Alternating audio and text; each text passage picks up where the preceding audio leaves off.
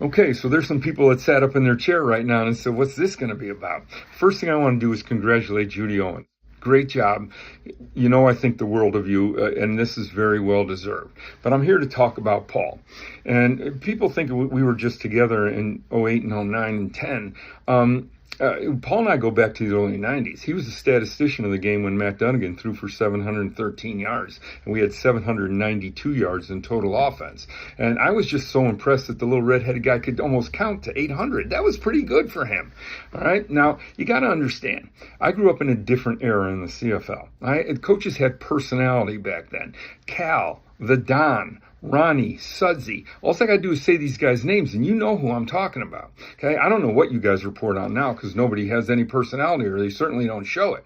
Okay, but you know, a couple things about Paul and what he did. It was really smart for him to go to his local hardware guy and get opinions, because I'm sure that guy knows just as much about roster management and attacking pressure packages as I do about plumbing and electrical.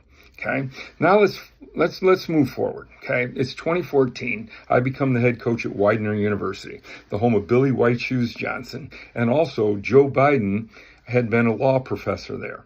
So when I get the job, the speechwriter for Joe and Jill Biden is there, and they take me into this beautiful facility for media and communications. The athletic director is there, the director of sports information, vice president of communications, and they proceed to put me through a battery of mock interviews. And this goes on for well over an hour.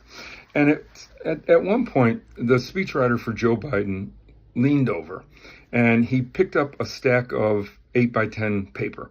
It was about an inch thick. And he hands it to me and he looks me dead in the eye and says, "Who's Paul Friesen?" And I looked him right back in the eye and I said, "Somebody that did their job better than me."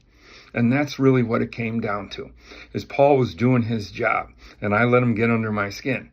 But that's what he was supposed to do, because Paul makes people want to read about the Blue Bombers and about the Canadian Football League. And anybody that does that, they're in my heart, because I love those two institutions.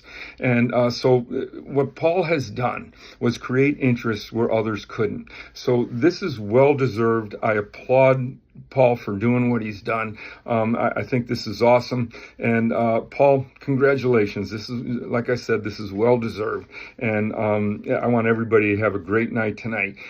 Please just enjoy and promote Paul and Judy. It's a great night for everybody there. Take care.